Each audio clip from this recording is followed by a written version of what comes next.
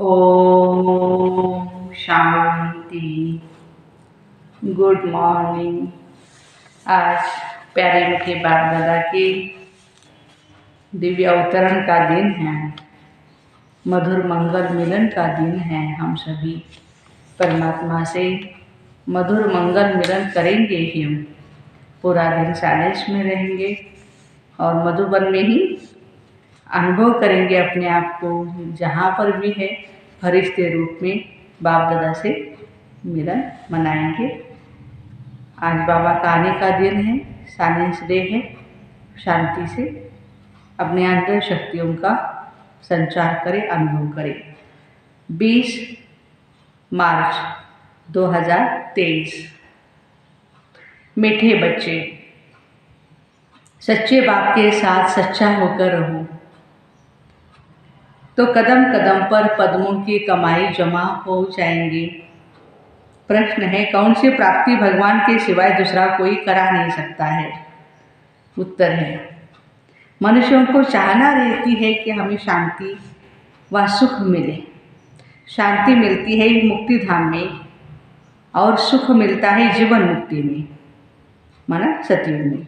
तो मुक्ति और जीवन मुक्ति, इन दोनों चीज़ों की प्राप्ति भगवान के सिवाय दूसरा कोई करा नहीं सके। तुम बच्चों को अब ऐसी भटकती हुई आत्माओं पर तरस आना चाहिए। बेचारे रास्ता ढूंढ रहे हैं, भटक रहे हैं, उन्हें रास्ता दिखाना है। गीत है इंसाफ की डगर पर,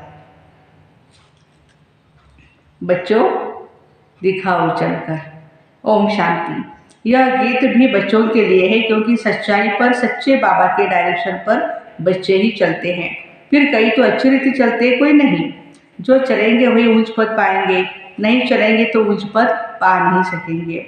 बाप व साजन के साथ सच्चा रहना है, क्योंकि उनकी सच्ची मत मिलती है। दूसरे सब झूठी मत देते हैं। मनुष्य को सब झूठी ही मत देते हैं। गाया हुआ है, झूठी माया, झूठी काया, झूठा सब संसार। यहाँ तो झूठ ही झूठ है। सचखंड में झूठ होता नहीं। जिस सचखंड के लिए तुम पुरुषार्थ कर रहे हो, तो बच्चों को बाप से बहुत सच्चा बनना है। फिर भी बेहद का बाप है ना। सच्चा हो रहने से कदम कदम पर पदमपति होते रहते हैं। झूठे तो पदमपति नहीं बनेंगे।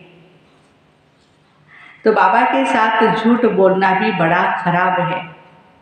झूठ नहीं बोलना है। सदैव सच्चा हो रहना चाहिए, नहीं तो सचखंड में इतना पद पा नहीं सकेंगे। अच्छा, यह तो हुई बच्चों प्रति सावधानी। अब बच्चों को किसको समझाने की तरकीब भी सीखना है। बेसमझ को कैसे समझाए? बेसमझ क्यों कहा जाता है? क्योंकि मनुष्यों को समझ नहीं है। कहते हैं मनुष्य सृष्टि रचने वाला परमात्मा है, वह हुआ रचयिता, परंतु रचना को फिर यह पता नहीं है हमारा रचता कौन है। भक्ति आदि करते हैं शांति अथवा सुख के लिए। हम तुम भी ऐसे ही करते थे जबकि बाबा नहीं मिला था। कृष्ण का भजन करते, उनको याद करते, उनको मनाने की साधना करते, परंतु उनसे क्या मांगते हैं कुछ पता नहीं रहता। हमारा रचने वाला कौन है कुछ भी नहीं जानते। रचयिता के बारे में जानकारी नहीं थी। तुम बच्चे जानते हो, जब तक बाप नहीं मिला था तो हम अनेक प्रकार की साधना भक्ति आदि करते आए। नवधा भक्ति करते हैं ना। करते करते रिजल्ट क्या हुई? कुछ भी नहीं। सृष्टि को तो तमो प्रधान बनना ही है। फिर इतनी जो साधना करते हैं उससे कुछ मिलता नहीं, वह मिलता है वह नहीं, यह भी कोई की बुद्धि में नहीं। सन्यासी कहे कि निर्वाण धाम में जाने के लिए हम साधना करते हैं, परंतु वह तो जिसके रास्ते का पता हो करके आया हुआ हो, तब तो रास्ता बता सके, और कोई रास्ता बता नहीं सकते। जो आते हैं उन्हों को पुनर्जन्म तो लेना ही है। अंत तक पुनर्जन्म लेते आना है। जब तक सृष्टि का विनाश हुआ, सृष्टि रूपी झाड़ जर्जरीभूत हो, तब तक तो सबको रहना है। मनुष्य कईयों के लिए समझते हैं फलाना ज्योति जो समाया, वैकुंठवासी हुआ, स्वर्ग पधारा। अब वास्तव में स्वर्ग में तो पधारा कोई नहीं है। स्वर्ग कहाँ होता है? निर्वाण धाम कहाँ होता है? वहाँ क्या होता है? वहाँ जाकर फिर आना कब होता है? स्वर्ग में कुछ भी नहीं जानते। तुम सब कुछ जानते हो नंबरवार पुरुषार्थ अनुसार। कोई भी आए तो उनसे पूछना चाहिए तुम क्या चाहते। गुरु करते हो तो दिल में क्या चाहना है। वास्तव में उनकी चाहना को तुम ब्राह्मण ब्राह्मणीय जानते हो। चाहना क्या रखनी चाहिए, किस बात की चाहना रखनी है, ये भी कोई नहीं जानते। यहाँ कुछ अच्छा नहीं लगता है तो इनसे छुटकारा पाने की साधना करते हैं। अब जाने के लिए धाम है दो, एक निर्वाण धाम, शांति धाम है, वह आत्माओं का निवास होता है। क्या तुम उस धाम में जाना चाहते हो? पूछो उनको।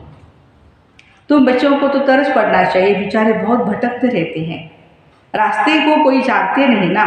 गाइड है ही एक, वह सभी को दुखों से छुड़ाकर सुखधाम में ले जाने वाला या जीवन मुक्त बनाने वाला एक ही है। वह जब तक न आए तब तक कोई को भी मुक्ति, जीवन मुक्ति की प्राप्ति हो नहीं सकती। यह दोनों प्रॉपर्टी है ही एक बाबा के पास। जब तक भगवान भक्तों के पास न आए तो वह चीज़ मिल नहीं सकती। स्वर्ग में सुख और शांति दोनों हैं। शांति क्यों कहा जाता है? क्योंकि वहाँ लड़ाई झगड़ा आदि होता नहीं। शांति क्यों कहते हैं? वहाँ सब प्यार से रहते हैं, लड़ाई झगड़ा नहीं होता है। बाकी असली शांति धाम तो है ही निर्वाण धाम, जहाँ सभी आत्माएं शांत रहती है। फिर आत्मा को जब ऑर्गन्स मिलते हैं ना तो बोलती है, तो वहाँ सुख शांति दोनों ही है। सुख होता है संपत्ति से, वहाँ तो संपत्ति बहुत है सतयुग में। यहाँ संपत्ति नहीं तो बेचारे मनुष्य रोटी टुकड़ भी मुश्किल खा सकते हैं, इतनी महंगाई भी बढ़ गई है। संपत्ति नहीं ना, संपत्ति है तो फिर एरोप्लेन, बड़े बड़े महल आदि सब वैभव है। तो संपत्ति भी चाहिए और शांति भी चाहिए, दोनों चाहिए ना। निरोगी काया भी चाहिए, इसलिए अभी तो कहते हैं हेल्थ इज वेल्थ। जिसके पास हेल्थ अच्छी है उसको तो संपत्तिवान है। यह सब देने वाला है बाप। समझाया जाता कलयुग तो है ही दुखधाम, नई दुनिया है सुखधाम। वहाँ दुख होता नहीं, पवित्रता सुख शांति वहाँ सब है। दूसरा है मुक्ति धाम, वहाँ कोई सदैव रह नहीं सकते। पुनर्जन्म ले फिर पार्ट जरूर बजाना है। परम धाम में तब तक रहते हैं जब तक पार्ट में आए। सच्चे स्वीट होम को याद करते। नाटक में हमेशा नंबर्स की लिमिट होती है। फलाने ड्रामा में इतने एक्टर्स है, यह तो अनादि बना बनाया ड्रामा है, लिमिटेड नंबर है। भारत में 33 करोड़ देवताओं की लिमिट है। ये समय तो बहुत कन्वर्ट हो गए हैं। तो पहले पहले जब कोई आए तो उनसे पूछना है दिल में क्या आस है, क्या चाहते हो। दर्शन से तो कुछ भी फायदा नहीं। गुरु के पास कोई आश लेकर के जाते हैं, एक तो आश रहती कुछ मिले, आशीर्वाद दे, हम फलाने में जीते। कोई कहते हैं हमको ऐसा रास्ता बताओ जो हम सदैव शांति में रहें। मन बड़ा चंचल है। बोलो शांति तो मिलेगी परम धाम में। एक है शांति धाम, दूसरा है सुख धाम और तीसरा यह है दुख धाम। तुम क्या चाहते हो? तो फिर हम बताएं, ये साधना अथवा पुरुषार्थ करो। साधना और पुरुषार्थ एक ही बात है। भक्त साधना करते हैं और जगह जाने के लिए अथवा वापस परम धाम जाने के लिए। मोक्ष तो कोई पा न सके, यह बना बनाया ड्रामा है। सन्यासी को फिर अपने सन्यास धर्म में आना पड़ेगा। क्रिश्चियन धर्म फिर क्राइस्ट द्वारा जरूर स्थापन होगा। सतयुग नई दुनिया में पवित्रता सुख शांति सब है। उनको कहा जाता है सुख धाम शिवालय। यह है ही वैशाली। तुम क्या चाहते हो? नए जब आते हैं बाबा के लाल तो उनको पूछना है क्या चाहते हैं आप? शांति चाहते हैं, वे तो शांति धाम में आपको मिलेगी, परम धाम में। वह भी तब तक जब तक सुखधाम वालों का अर्थात देवी देवताओं का पार्ट है। फिर तो नंबरवार सबको पार्ट में आना पड़ता है। तुम भी पुरुषार्थ करेंगे तो वैकुंठ में जाएंगे। भारत वैकुंठ था, यह भीति देनी चाहिए। वर्षा बाप से ही मिलता है, वही आकर के बच्चों को अपनी पहचान देते। बाबा ही नहीं तो बच्चों को पहचान कैसे मिलेगी? ऐसे तो है नहीं जो समझे हम भगवान के बच्चे हैं। अगर ऐसा कहे तो हम पूछेंगे बताओ भगवान क्या रस्ते हैं? वह तो स्वर्ग रस्ते हैं। फिर तुम नरक में क्यों धक्का खाते हो? फिर 84 जन्म बताने पड़े। भगवान ने तुमको स्वर्ग में भेजा, फिर 84 जन्म लेते लेते अब नरक में आकर के पड़े हो। अब 84 जन्म पूरे हुए, तुम यह नहीं जानते, हम बताते। तुम पहले स्वर्ग में थे, फिर 84 जन्म हो गए। अब फिर बाबा और स्वर्ग को याद करो। कमल फूल समान पवित्र रहना होगा। सन्यासियों को भी समझाना है, तुम्हारा है हठ योग, यह है राजयोग। गृहस्थ व्यवहार में रहते कमल फूल समान रहना है, यह प्रवृत्ति मार्ग है। तुम्हारा पंथ ही अलग है निवृत्ति मार्ग का, यह प्रवृत्ति मार्ग है जीवन मुक्ति पाने का। हमको भी बाबा ने बताया, अब तुम बाप को याद करो तो क्या हो जाएगा, अंतमति स्वगति हो जाएगी। विकर्मों का बोझा विनाश तब होगा जब बाबा को प्यार से याद करेंगे। यह दो स्थान है जहाँ सुख और शांति मिल सकता है। तुमको क्या चाहिए? क्या स्वर्ग में जाना चाहते हो? गाया जाता है, तुम माता पिता हम बालक तेरे, तुम्हारी कृपा से सुख घनेरे। अगर तुमको सुख घनेरे चाहिए तो गृहस्थ व्यवहार में रहते राजयोग सीखो। पावन भी रहना है, फिर दोनों में से जो रहे बंदाईमानी नहीं है। स्वर्ग का मालिक बनने वाला नहीं होगा तो लटकना थोड़ी है, बाबर वर्ष को याद करना है और पवित्र रहना है। एक सन्यासी ने लिखा, मैं साधु हूँ परंतु रास्ते का पूरा पता नहीं पड़ता। सुना है आपके द्वारा रास्ता मिलता है, अब क्या करूँ? हम आपका बन जाएंगे तो फॉलोअर्स सहित आ जाएंगे, परंतु ऐसे कोई बन नहीं सकते। वह समझते फॉलोअर्स को हम जो कहेंगे वो मानेंगे, परंतु ऐसे तो करेंगे नहीं। बीके का नाम सुनकर कहते हैं इनको तो जादू लगा है। जो शिष्य है वो कहेंगे ब्रह्मा कुमारी का इनको जादू लगा है हमारे गुरु जी को, चलो अभी इनको छोड़ दो, दूसरे को गुरु जी बनाओ, दूसरे को गद्दी दो। हाँ, कोई निकल भी आए, बाकी हम कोई सन्यासी के आश्रम को हाथ करने वाले नहीं हैं। समझो कोई समझ लेते हैं यह मार्ग अच्छा है तो क्या हम उनका आश्रम संभालेंगे क्या? हाँ, बच्चियाँ जाकर के भाषण करेगी, अगर पसंद आएगा तो रहेंगी, बाकी आश्रम को हम क्या करेंगे? महाराज का आश्रम है तो वो तो ऐसे ही चलने दो ना। लिखा है हम आकर कुछ शिक्षा पा सकते हैं तो उनको लिखना पड़े, तुम साधना करते हो कहाँ जाने के लिए, किस एम ऑब्जेक्ट से, किससे मिलना चाहते हो, कहाँ जाना चाहते हो? तुम तो हठ योगी सन्यासी, हमारा यह है राजयोग, यह सिखलाने वाला है परमपिता परमात्मा। यह कलयुग है दुखधाम, सतयुग है सुखधाम। कलयुग में देखो अनेक अनेक धर्म है, कितने लड़ाई झगड़े हैं। सतयुग में तो एक धर्म है, वह है ही सतो प्रधान दुनिया। यथा राजा रानी तथा प्रजा सब सतो प्रधान, यहाँ है यथा राजा रानी तथा प्रजा तमो प्रधान। यह है कांटों का जंगल, वह है फूलों का बगीचा।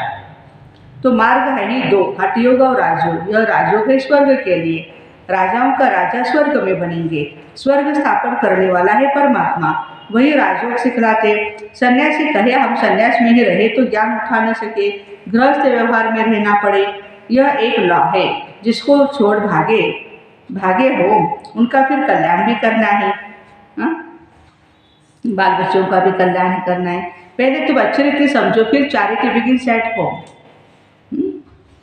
तुमने स्त्री को छोड़ा है, अगर बाल ब्रह्मचारी होगा तो माता पिता को छोड़ा होगा, उनको भी समझाना है, क्योंकि माता पिता की जिम्मेदारी है हमारे ऊपर, तो वो भी संभालनी चाहिए। ऐसे थोड़ी है कि नहीं भाई छोड़ दो सब कुछ, बाल बच्चे हैं, बीवी है, आपकी जिम्मेवारी है तो उनको आपको संभालना ही पड़ेगा। ऐसे आप छोड़ के नहीं जा सकते कहीं पर। कायदे कानून तो पहले समझाने हैं, पुरानी दुनिया को नया बनाना ही बाबा का काम है। बाप को परमधाम से आना पड़ता है, वह है पतितों को पावन, नरकों को स्वर्ग बनाने वाला। स्वर्ग में रहते हैं देवी देवता, बाकी सब निर्वाण धाम में रहते। सबको सुख शांति देने वाला वह एक ही है। बाबा आते ही है एक धर्म की स्थापना करने, बाकी सबका विनाश करने, और सब परमधाम में जाकर निवास करेंगे। यह कयामत का समय है, सब हिसाब किताब पूरा कर वापस जाएंगे। सभी आत्माओं को अपना अपना पाठ मिला हुआ है, कोई कितने जन्म पाठ बजाते। सबको तमो प्रधान बनना है, बाकी कोई वापस जा नहीं सकते, ना फिर मोक्ष पा सकते। बाकी हुई मुक्ति जीवन मुक्ति, हम जीवन मुक्ति के लिए पुरुषार्थ करते हैं। इसमें मुक्ति भी आ जाती है ऑटोमेटिकली, वो अंडरस्टूड है। बाकी हुए बाबा कहते हैं कि अगर तुम मुक्ति चाहते हो तो अच्छा, बाप को याद करो तो विकर्म विनाश होंगे। आज बाबा गहराई में बात कर रहे हैं यदि आपको मुक्ति चाहिए या सिर्फ परमधाम में जाना चाहते हैं तो सिर्फ शिव बाबा को याद करिए ताकि आपके विकर्म विनाश हो। और यदि आपको जीवन मुक्ति में जाना चाहते हैं तो सुदर्शन चक्रधारी बनना पड़ेगा, पढ़ाई अच्छी रीति पढ़नी पड़ेगी, 1 घंटा रोज बैठ करके, हाँ, मेडिटेशन अच्छी तरह से करना पड़ेगा। तो बाबा कहते हैं कि तुम बाबा के पास चले जाएंगे, यह एक ही रास्ता स्वयं बाप बतलाते और स्वदर्शन चक्र भी फिराते रहेंगे। पढ़ाई पढ़ते रहेंगे तो स्वर्ग में आएंगे। तो सन्यासियों को फिर गृहस्थ व्यवहार में जाना पड़े, हिम्मत चाहिए। सन्यासियों को फिर गृहस्थ व्यवहार में जाना पड़े, हिम्मत चाहिए। यह ज्ञानेश्वर गीता है जिसमें यह लिखा हुआ है, बोला एक बच्चा देकर सन्यास करो तो कुल की वृद्धि होगी। फिर तो कोई बाल ब्रह्मचारी हो न सके। बाल ब्रह्मचारी भीष्म पितामह का तो बहुत मान है, परंतु मनुष्य तो 1-2 पर एतबार विश्वास भी नहीं करते, समझते गृहस्थ में रहते और विकार में न जाए हो नहीं सकता। लेकिन उन्हें कोई भगवान सर्वशक्तिवान की मदद थोड़ी है, न कोई भी राजयोग सिखाए स्वर्ग की स्थापना करने की ताकत है। सबको दुखों से छुटकारा दिलाकर सुख में ले जाना यह सिवाय परमात्मा के कोई भी कर नहीं सकता। दोनों दरवाजों की चाबी बाबा के पास है। स्वर्ग का फाटक खुलता है तो मुक्ति का भी खुलता है। मुक्ति में जाने के सिवाय स्वर्ग में जा नहीं सकते, दोनों गेट्स इकट्ठे खुलते हैं। अच्छा, मीठे मीठे सिकिलते बच्चों प्रति माता पिता बाप दादा का याद प्यार और गुड मॉर्निंग। रूहानी बाप की रूहानी बच्चों को नमस्ते। हम रूहानी बच्चों की रूहानी माता पिता बाप दादा को याद प्यार, गुड मॉर्निंग और नमस्ते। वाह बाबा वाह, शुक्रिया बाबा शुक्रिया। धारणा, मुक्ति के लिए बाप को याद कर विकर्म विनाश करने हैं। जीवन मुक्ति के लिए स्वदर्शन चक्रधारी बनना है, पढ़ाई पढ़नी है। सेकंड पॉइंट है, रहम दिल बनकर भटकने वालों को घर का रास्ता बताना है। मुक्ति और जीवन मुक्ति का वर्षा हर एक को बाप से दिलाना है। वरदान है, रूहानियत में रहकर स्वमान की सीट पर बैठने वाले, रूहानियत में रहकर स्वमान की सीट पर बैठने वाले सदा सुखी सर्व प्राप्ति स्वरूप भव। हर एक बच्चे में किसी न किसी गुण की विशेषता है, सभी विशेष है, गुणवान है, महान है, मास्टर सर्व शक्तिवान है। ये रूहानी नशा सदा स्मृति में रहे, इसको ही कहते हैं स्वमान। इस स्वमान में अभिमान आ नहीं सकता। अभिमान की सीट कांटों की सीट है, इसलिए उस सीट पर बैठने का प्रयत्न नहीं करो। रूहानियत में रहकर स्वमान की सीट पर बैठ जाओ तो सदा सुखी, सदा श्रेष्ठ, सदा सर्व प्राप्ति स्वरूप का अनुभव करते रहेंगे। स्लोगन, अपनी शुभ भावना से हर आत्मा को दुआ देने वाले और क्षमा करने वाले ही कल्याणकारी है। अपनी शुभ भावना से हर आत्मा को दुआ देने वाले और क्षमा करने वाले ही कल्याणकारी है। तो ऐसे रूहानियत में रहकर स्वमान की सीट पर बैठने वाले सदा सुखी सर्व प्राप्ति स्वरूप भाई बहनों को ओम शांति। Have a nice day.